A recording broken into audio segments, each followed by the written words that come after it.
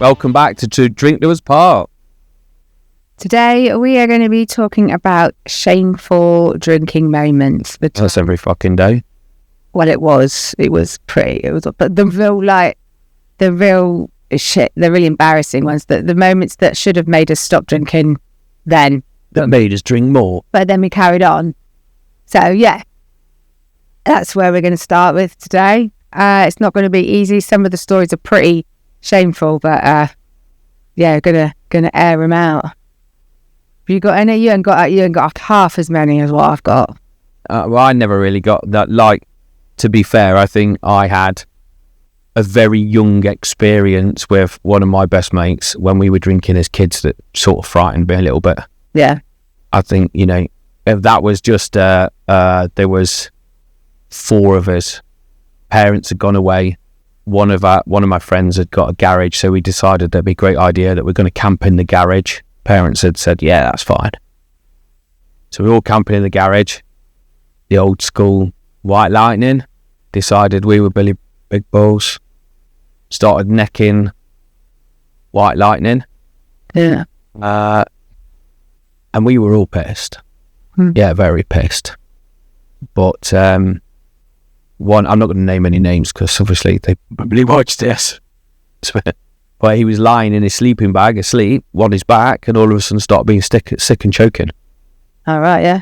Yeah, and he was literally like, you could see what it's like to choke to death on your own sick. I think if we hadn't have been there, he'd have died. Yeah.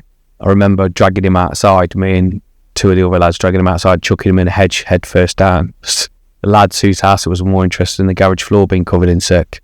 But you don't realise till later on, do you, that's quite early on, like... Yeah, I mean, that was like, I don't know. I'd like to say we were over 18, but we weren't. No, of course not. No, nobody. Yeah, we weren't. Nobody waits till they're 18, do they? No, well, no. Not anybody I knew, anyway. So I think for me, that was a big... So you've never done anything, like, you've never gone out and got really pissed and... Oh, yeah. Like, made a twat of yourself? Like, done something that was really like, oh my God. Moment. Oh, yeah, loads of times, but not that I can... Not big enough that I can kind of remember. Like, just a normal day... I suppose the normal day-to-day stuff is making a twat of yourself, said things in pubs and fell out with people and being a gobshite and started fights that were all about alcohol. But I can't remember specific, because it never really happened that often. Right, so you never used to wake up and go, oh my God, what did I do? What did I say last night? No, because half the time I can't remember. Okay. But that's the fear there, isn't it? I think that the biggest one I can remember making a tit of myself, bloody hell, going back, because I'm ex-military. We was in Stamford, in Peterborough, and we got trolleyed, me and the military boys, because it was my 18th birthday, and I was drinking pints of the top shelf, topped up with Coke. Cola. Yeah, same thing. Coke, all right, cola. Coke. Correct. Wait. I wasn't there with a little bag, like, shaking stuff. Yeah, top it. Now that's a party. Oh, party. Topped up with cola. Yeah.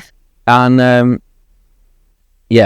when we got silly and it started, like, egging me on, and I started, and when he was necking him, he had to neck him. And that's top shelf.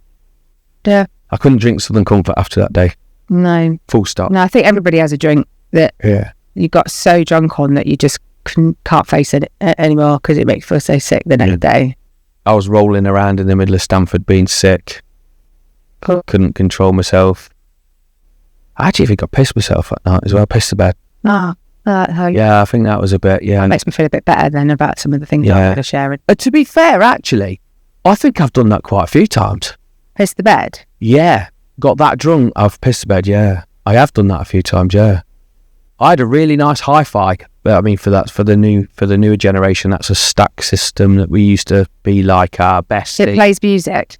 So they won't know what stack system is. Yeah, but it was awesome. It was a thing, wasn't it? Like, everyone wanted a Technic stack system. I had a Pioneer one. I got that piss one night. See, he's coming back to me now. Yeah. I got that piss one night. I must have got up in the middle of the night thinking I'd gone to the toilet and pissed all over me Pioneer stack system. I was fuming the next day. Oh, I bet you were. I think my mate drove round for a few weeks with the speakers in the back of his car. Wired into the back of his car. Ooh. Back in the day. Right. Yeah, so there probably is quite a few embarrassing moments that might come up the more we talk. Yeah. So, yeah, it's always the moments that they tell you about it after. You sort of wake up with that fear of, oh my God, what did I do? But I never quite remembered. But before I met you, there were many bad drunken antics. Like it's one in Canada when went to a social. It's one of these things that you go and you're like, it's like, yeah, what's a social? A social is so if somebody's getting married, they have a party where they get people together and raise money for their wedding. It's a bit like, it's a bit like an engagement party, kind of. A bit like a baby shower. A bit like, yeah, for your wedding. That's a big piss up. Yeah. So I went and it was out in the middle of, it's like Newport, the middle of nowhere. And it was my mum's boyfriend's side of the family. So I knew nobody at all, like brand new, living out there. And so your social anxiety is through the fucking roof then? Yeah, so I got pissed, and then I didn't bother me, but I went too far. And out there they do shots like it's like, I don't know. Yeah, you've told me about. Yeah, just shots, ridiculous. And that was, I was like, yeah, I'm all right. And it was tequila as well, just loads of tequila. It was dangerous. And so went to this. I went out with one of his nieces after, and went to this club and got really drunk. Met a couple of guys. Wouldn't even remember what they looked like and I still didn't know who they were. So then we went back to this motel. Nothing, like that happened. But I know that I was still dangerous, though, isn't it? Yeah. Like when you think about it, it's still that is still a really dangerous situation to be in. Exactly. I was only like early 20s, and then she went off with this guy, and I must have like fallen asleep or something. I passed out, probably more passed out. Next thing I know, I'm walking around these corridors with no pants and no trousers on, just my top up, completely naked. And I didn't know where I was or what I was doing. I didn't know how I was there. It's almost like I had come round and was knocking on all these doors, and like, I didn't even know what room I was in. I was out in the corridor. Did no idea. Was it definitely alcohol? You didn't get spiked or anything? No, it's definitely alcohol. Was it? It was definitely. It just shows you though, doesn't it? Because I know it wasn't alcohol because I couldn't. You know it wasn't alcohol? Or you know it was? Oh no, I knew it wasn't being spiked because I couldn't. Gets worse from there because I couldn't get back into a room. I couldn't explain to anybody what room I was in. All these people, bearing in mind, I was stood out there with no bottoms on, and these people weren't helping me. Somebody gave me a towel just to cover myself, and when I say a towel, it was like a flannel.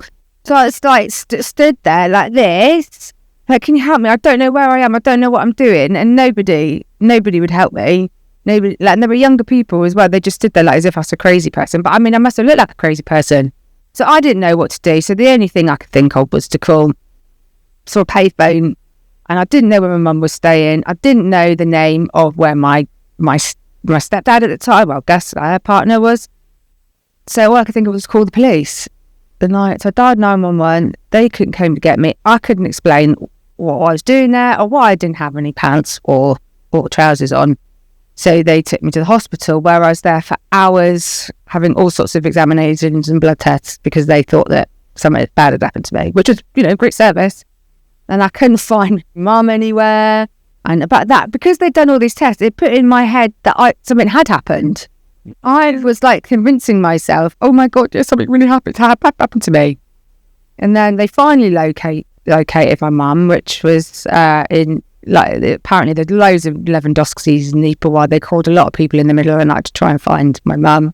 Found her, she came in, I was like, Mum! She's like, you know you have a habit of sleepwalking, don't you, darling? And I'm like, oh fuck. Because the times that she would, when I was staying with her, she used to find me in the wardrobe because I need the toilet, so I wake up for a wee, go out the wrong door, get disorientated, come round, don't know where I am, and then that's it. But that's the same as pissing the bed. That's like, but honestly, there are so many blokes out there that won't admit to doing this. There'll be so many comments that'll be like, "No, we don't do that," and there's so many lads that do. Yeah, so many, and get up and do it in a corner. Or I've actually known a woman. I won't say any name, but she got up in the middle of the night. She told us this in the pub. Like, she admitted to it because she said, "I've got to tell somebody, please don't take the piss." Well, we were all roaring because she'd pulled the drawer out on a... I know who that is. That wasn't that. Yeah, pulled the drawer out and then pissed in the drawer. Yeah, we won't. We definitely will stop that there because she'll go mental. Will she? Yeah. She knows we're talking about that. But yeah. Well, loads of people have done it. Yeah, loads of people have done it. So, but scary though, like to not know where. Put yourself in that situation. It is really, really scary, and that was in my early 20s. And then you'd think you'd learn from that, wouldn't you? No, and loads of many times you'd go out, get completely blinding. Even in our relationship, Oh, you feel it loads of times sleepwalking. Oh, yeah, loads of times. There's loads of times you've called me up in the middle of the night in a taxi, not knowing where you're going. I've literally at 2:30 in the morning been talking to you because you actually genuinely didn't know where you were going. Yeah, I've said give me the taxi number, so you gave me that. So I now know the taxi number, so I know the taxi you're in, which way you're going, what can you see. Got you back to your hotel, and even rang the porter in the hotel to come and find you to put you in the room. I was in the wrong end of the hotel. Because you were slumped in the corner. The wrong end of the hotel, the wrong place. Yeah. Yeah, trying to get in. And it's just become, I don't get embarrassed about things because of the amount of times and the amount of shame that I've had over the years and the situations I've got myself in. That's just me. It's just something I do. There was that. There were the arguments that we used to have, drinking. There were regrets. Yeah. You know, the stuff that the amount of times we've nearly divorced because of an argument we'd had the night before. Yes. I find that you put up with each other. So when you're drinking... Got no patience. Yeah. So you put up with it. So if I was being a prick, you'd kind of bury it. Yeah. And you wouldn't say anything. But when you had a drink, holy shit. Yeah. Like, it'd come out instantly. Yeah. Like, it'd only take it'd almost take 2 drinks and you would go, I'd say the wrong thing and everything that had happened that week would come back. And it'd come back with vengeance. You hadn't spoken about it in the week. You get the beer, get the confidence, get the Billy Big Balls, and then it comes out in one hell of a flurry. Yeah. And then a full-blown row ensues because we're both drinking.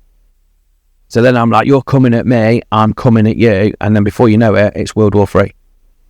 I can't say in the last 2 years, I think we've had one big bust-up in the last 2 years. One massive bust-up. Other than that, we kind of say our piece straight away now and just go, oh, fuck off. Yeah. And then walk off. 10 minutes later, you come back and you go, oh, you still sulking? And then you get on with it. Yeah. What do you think was the worst thing since our marriage? What's the worst thing I've done? Do you think? Why are you looking at me like that? Like, because I want to know if you think it's bad that the most shameful drunken thing I've done. No, you got to tell me. Well, it's got to be the one when your mum was down, isn't it? Oh, fuck me, yeah. Yeah. No, for me... Yeah, that's good. For me, that's when I should have realised, because it wasn't just the... It's his guy, Mum. Bless her. Mum was trying not to laugh. So she even says now, I was so trying to hold it. She said I was getting red. I was trying not to laugh that much. But yeah, it's why I was so drunk. That was the secret drink. That's when my drinking had got really bad. But nobody, Yeah, no shit. You didn't know how bad it was at that point, but I knew how bad it was. Yeah. I was, because they came down, we had a drink on the Friday night. So then the next day I just would top up, like just to get there through the hangover because I drink too much. And then the next morning I wake up feeling like shit. And then and then we're like doing stuff for the day with your mum and the family. And it feels like, because I feel so bad, I don't want to feel bad. So I have another drink. And then I was like, that was like for breakfast. But probably before I even had my coffee, I was going down and drinking dregs. Like, and then it was, yeah, even Carter. So then I was having another time. Even Carter, before we went out for a walk, Carter said, hold on a minute. Some of the young ones won't know what dregs are. Really? Because you said drinking dregs. Yeah, but some of the younger lot might not even know what dregs are. No, it's the drinks from the night before. No. What is it then? The dregs of the barrel are what's in the trays underneath the pumps. Oh, no. It's the crap. It's the that's what dregs means. It's the heads of the... Oh, no, I was just drinking like any leftovers that were... Like, yeah, dregs of the bottle, basically, yeah. So I was just topping up. Even like our son knew that I had been drinking. He's like, Mum, you're drunk. I was like, no, I'm not. No, I'm not. I'm fine. You know, and he knew. And I was just hiding it from everybody. So then we went out for something to eat. And then then it was like lunchtime. So I was just topping up with double vodkas. And then we went to the shop and got some bottles on the way home. And I was supposed to be cooking dinner. And secretly, I drank a bottle and hid the bottle. And then, so... You drink a whole bottle of that? I drank like a bottle of cider and hid the cider. And then I was just topping... You were drinking Western. So I was drinking Western ciders and which is like and vodka. So I was mixing everything. So I was cooking a dinner, cooking a gammon and chips. And I just all of a sudden... Well, you just said I just left it. I just burnt it and I went and wondered where I'd gone. No, so you were halfway through cooking. I mean, you know it. You know what happened more than I do because I don't remember. Yeah, you were halfway through cooking. So you were cooking gammon and chips, gammon, egg and chips or something like that anyway. But it was definitely gammon. And you were in there. I think I said something wrong to you or something you'd perceived wrong. And it was something wound you up. But I think you drank that much that whatever had wound you up wasn't actually that bad. And you kicked off and I heard the biggest clatter and you'd basically, well, the oven was on. There was some burnt chips in the bottom. So you'd probably pissed off yourself for burning something. And this gammon had been chopped up into chunks, like hacked at. There was bits of it on the floor. So I guess you were eating it while you were chopping it up. And then you got the whole tray, forks and everything on top of it, and just lobbed it in the oven, slammed the oven, and went upstairs. Passed out. No, I came round the corner. I came from the lounge, and you're going up the stairs, because I was like, what's that bang? And then come to the bottom of the stairs, and you nearly fell down the stairs. You were like going back, so I come behind you and pushed you forward. You then went upstairs and went face down on the bed. And I was like... About 4 o'clock? Yeah, about 4 o'clock in the afternoon. Yeah. Face down, out cold, on the bed. And there's my mum, my stepdad, and both our kids here. And I was like, what the fuck? Like, we've only just got back. Yeah. Like, we'd only had a couple of drinks out. So I went downstairs, and that's when I found the oven with everything in it. I mean, you shouldn't laugh, but it was quite funny. Like, there was, I think you literally booked it. And then shut the oven. Well, that's nothing. And then I went in. Next stage, though. And then I saw Mum, and Mum was like, you alright? I was like, face down, she's done. Like, forking her, she's done. And then this, and Mum's like, oh, okay. And I was like, I can't remember what I did. I think I ordered takeaway or something. Anyway, yeah. And then we thought the dragon had gone to bed. But then it rose. Bearing in mind, when I pass out, like I wake up, I sleep naked. So usually, I should have learned a long time ago. Put clothes on. Yeah, 4 hours later, light outside. Down she comes the stairs, and the first thing I said, luckily, I was sat by the door, and I looked at you, and you're stood there. Bearing in mind, our doors have panels, glass panels that go like that, and the next one from the bottom bit. So basically, tits and Fanny, Tears and bits. all on show, stood to drink a glass with them. Yeah. They saw it all. My mum's face was honestly, she didn't know what she was. She said, I was going to burst out laughing, but you. She like, You're angry because well, I didn't know what to do. I didn't. I was the point where my drinking was so bad that I was angry. it wasn't funny, and it wasn't funny. No. So yeah, that was that. And in the morning, as usual, I'd wake up and go, "Oh, are we all right?" That's the first thing you used to do. Just to go, "Are we all right?" And your back continued to face me, and I. No, and then you proceeded to tell me what happened. I think you told my mum and apology. So yeah, that was the worst anxiety I've ever had. Having to face your mum and Steve in the morning after doing a naked dance.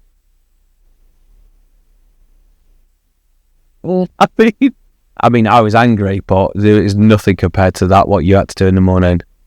I was so glad. I must admit, though, I was quietly smug. I was fucking enjoying you apologising. I thought it was hilarious. And I still didn't give up drinking. You'd think you would stop then, wouldn't you? It wasn't that much longer after that, though, to be fair, was it? It was only like a few months, I think, then, and we I think there was a next scenario, wasn't there? There was one more. Something happened after that, and I went, "That's it, I'm done. Like, it's me or the drink. We're getting divorced." And I think that was around this time of year. Mm. And then you said, "Okay, if it's you or the drink, I'm giving up drinking." Yeah. And starts this little trip. Yeah. So, I haven't done anything. So you've gone from a dirty flasher to a respectable woman. Yeah. Well, I wouldn't say completely respectable, but I try. I haven't done anything shameful for a long time. Oh. Which I'm very glad about. Nothing is worse than that feeling of waking up. Either knowing what you did or not knowing what you did, and there's nothing you can do about it. You've got to face your shame. I think over the years, though, it used to be funny. It is funny. It is funny, and when you talk about it now, like, it makes me laugh. But at the time, when you're in the depths of drinking and arguments and if I look back, it was just a dark world. Has it traumatized you enough? Yeah. There's loads more. Oh, yeah. So many more. But I'll save it for another day. That's the worst. I think that's the worst. That's pretty standard. Like, yeah, pretty standard. It was just who was in the room, but it's pretty standard. Yeah. And there's loads of them. But, like you say, it's funny now. Yep. Because we're not in it. But we were on a cycle. Work, drink, kids. Work, drink, kids. Work, drink, kids. Yeah, until it got... Sorry, I'd say change that. Work, drink, kids, hangover. Work, drink, kids, hangover. Yeah. Drink. Argue. Pressure. Like, literally, why anxiety. Yeah. Stick it all in a pressure cooker, turn the heat up, see what happens. Yeah. And it is nothing like that now. No. Not even close. No, it's a lot. Once you take that alcohol out, you don't have... I don't have anxiety. No. I don't feel like we still have our arguments. We still have but you start to think more rational. You go from like 99 problems to like 50 problems when you cut up. I'd go even less than that. I'd go 99 problems down to at least 25. Yeah. And most of that 25 is easily dealt with. Definitely. When you've got a sound mind. Yeah. Anyway, that's the embarrassing moment. Yeah. So stay tuned. Next time we are going to be talking about how our community has changed and how our social life has changed. And Why do you look so depressed when you say that? I haven't got any friends. They're all peasants. They won't come play with me. I've got nobody to play with anymore. And I'm antisocial and I don't want to play. But things are getting better. I think but we'll talk about that in the next episode. Yeah. So yeah, till next time. Cheers.